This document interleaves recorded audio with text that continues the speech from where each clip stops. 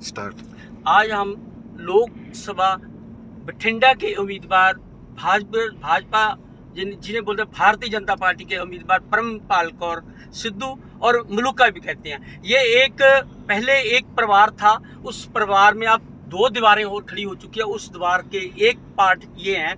हम इनसे बात करते हैं, ये भाजपा में आए हैं, भाजपा में क्या क्या उम्मीदें लेके आए हैं और क्या ये बठिंडा लोकसभा हल्के के लिए डेवलपमेंट के काम करेंगे। तो मैम आपको हमारी तरफ से सत श्री अकाल। सत श्री अकाल जी, सत श्री अकाल। मैडम आज आप लोकसभा में आई हैं, आप पहले अकाली दल के भी आपके फादर इन लॉ काफ़ी समय वहीं हैं, अभी भी वहीं हैं, इसीलिए मैंने दोबारा बोला है। लेकिन आपने भाजपा को चुना है, क्या बात है, कैसे आपको क्या लगा भी ये पार्टी अच्छी है या क्या है?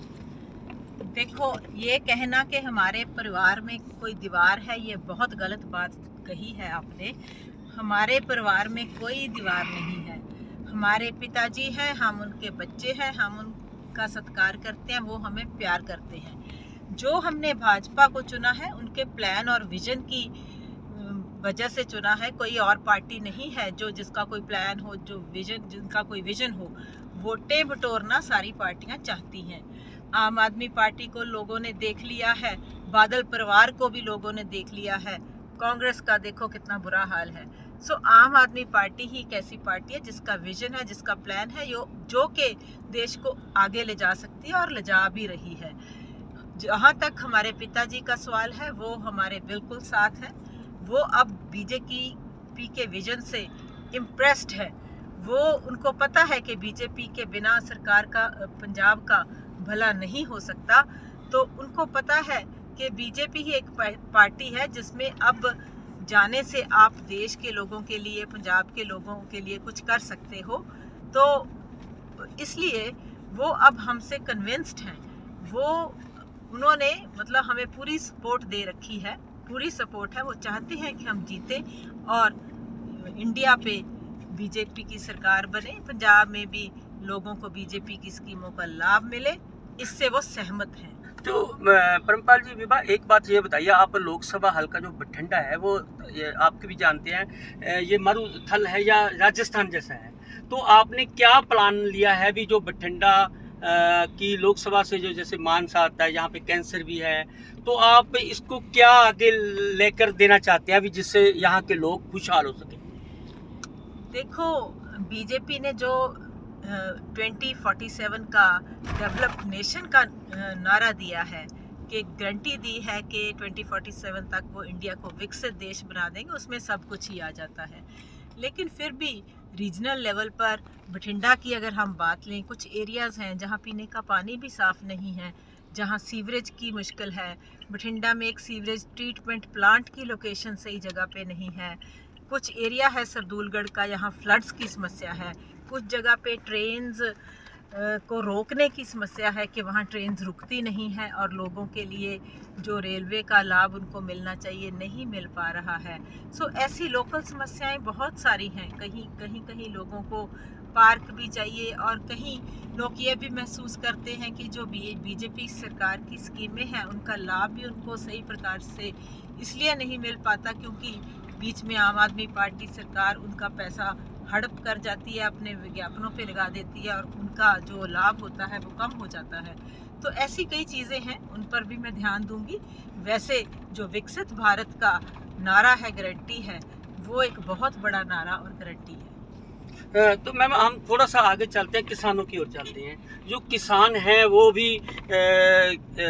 एजिटेशन कर रहे हैं, वो MSP मांग रहे हैं, उस पर क्या अपना भाजपा का कोई कार्यक्रम है जो इसको आगे ले जाकर, जहाँ इसको कन्वर्ट इंडस्ट्री में करते, क्योंकि पंजाब में पानी अच्छा नहीं है ना, अच्छा होने के कारण फसल भी ज़्यादा नहीं हो रही है। तो क्या इसका कोई सोल्यूशन निकाल रहे हैं आप भी, कोई इंडस्ट्री दे रहे हैं या फिर इनको कोई MSP की तरह कोई और गारंटी दे रहे हैं? देखो, अब जो प्रोटेस्ट हो रहे हैं वो पार्टियां कर रही हैं घबरा कर बीजेपी की जोन कैंपेन से। मेरे आगे कभी अकाली दल के वर्कर झंडे पकड़कर, कभी आम आदमी पार्टी के वर्कर झंडे पकड़कर खड़े होते हैं और ये सब कुछ उनका ही किया हुआ है। जहाँ तक फार्मर्स का सवाल है, मैं बार बार कह चुकी हूँ कि मैं खुद एक किसान की बेटी हूँ।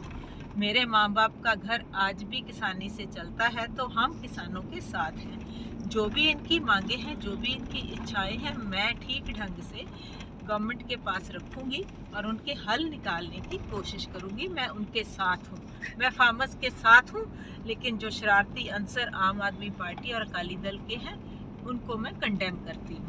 अच्छा, एक ही किसानों की बात और है। मैंने कल एक वायरल वीडियो देखी थी जिसमें जोगिंदर सिंह ओराहां जी और टिकैत जी पंजाब के जो राजा वड़िंग हैं उनसे कुछ मुलाकात कर रहे हैं। आप इसको किस नज़रिए से देख रहे हैं? मुझे उस मुलाकात के बारे में कुछ नहीं पता कि वो मुलाकात किस बारे में थी, क्या उसका विषय था। मैं तो अपनी तरफ से एक ही बात कहती हूँ कि मैं किसानों के साथ हूँ, उनको ठीक से रिप्रेजेंट करूँगी।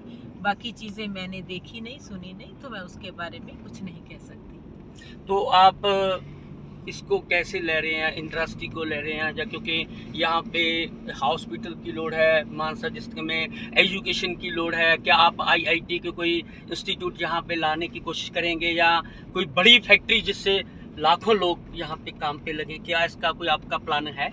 हाँ, बहुत सारी सरकारी ज़मीन यहाँ पर खाली पड़ी है, खास करके रेलवे की ज़मीन। तो उसमें रेलवे से संबंधित भी कोई उद्योग लग सकता है, कोई और उद्योग भी वहाँ पर लाया जा सकता है।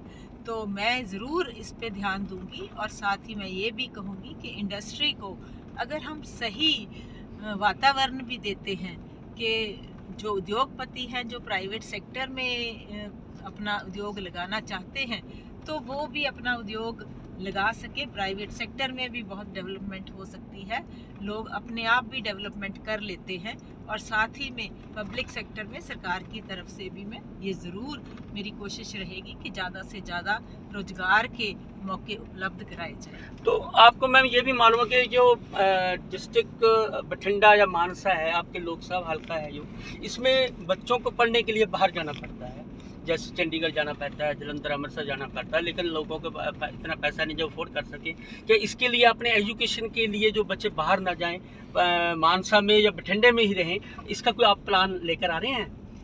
बिल्कुल जी, बिल्कुल। मैं पहले ही कह चुकी हूँ कि विकसित भारत का जो नारा है बहुत ब्रॉड नारा है। उसमें education, health, employment, environment, farmers, industry सब कुछ आ जाता है। तो डेफिनेटली उसके अंदर ये एजुकेशन को भी विशेष ध्यान उस पर भी रहेगा। पर ठीक है, आपने जो अब बात कही है उसको भी मैं अपने मन में रखूँगी और मैं अपनी तरफ से भी पूरी कोशिश करूँगी। और पूरी कोशिश ही नहीं बल्कि ये यकीनी बनाऊँगी कि यहाँ पे संस्थाएं ऐसी आएँ जिससे लोगों की, बच्चों की शिक्षा का ध्यान रखा जा सके। सो ज़रूर करूँगी मैं। थोड़ा सा मैं पॉलिटिक्स में फिर आपको लेकर जाता हूँ, क्योंकि मैंने बोला था एक परिवार में 3 दीवारें हो गई है। मेरा कहने का मतलब था कि अकाली दल में थे आप भी अकाली दल में थे, जीत महेंद्र जी भी अकाली दल में थे, लेकिन दोनों ही अकाली दल से बाहर होकर दोनों ही चुनाव लड़ रहे हैं। जैसे आप भारतीय जनता पार्टी की ओर से लड़ रहे हैं और जीत महेंद्र जी कांग्रेस की ओर से लड़ रहे हैं। तो मैं इसको दीवार दिया था, आप इस दीवार को कैसे समझ रहे हैं? ये दीवार क्यों पड़ी, क्या पढ़ने की जरूरत पड़ गई? मैं पहले कह चुकी हूँ, मैं कभी भी अकाली दल में नहीं थी। ऑफिसर कभी किसी पार्टी में नहीं होता। मैंने फर्स्ट टाइम कोई पार्टी ज्वाइन करी है और बीजेपी को इसलिए चुना है क्योंकि उनका कोई प्लान या विजन है।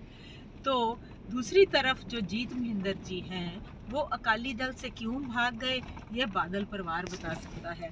हो सकता है उनकी नीतियाँ उनको ना पसंद आई हों। तो अगर कोई अकाली दल से कोई अकाली दल का मेंबर या उम्मीदवार या लीडर बाहर जाता है तो उसका जवाब अकाली दल से आपको मांगना चाहिए कि ऐसा क्यों हुआ। तो अब अकाली दल में मेरे ख्याल से तो सभी एक एक करके भाग चुके हैं। जो बड़े लीडर हैं सब भाग गए और एक अद्धा मेंबर, कोई लोअर जिसको हम कहते हैं कि कोई इतना बड़ा जो लीडर नहीं है, उनको ये मिला के कहते हैं कि लोग हमारी तरफ आ रहे हैं, लेकिन अकाली दल से सभी भाग रहे हैं। जहाँ तक मेरा सवाल है, मैं कभी अकाली दल में ना थी ना हूँ। मैं तो वही पार्टी चुनूंगी जो देश को आगे ले जा सकती है। तो मैम, हम भी भगवान से और हमारे चैनल से दुआ करते हैं कि आप अपने कार्य में कामयाब हों और लोगों के लिए अच्छी प्रदान हो, लोगों के लिए अच्छे काम करें, लोगों के लिए इंस्टीट्यूट है, आईटीटी है और हेल्थ है, उसमें कामयाब हो। धन्यवाद आपका।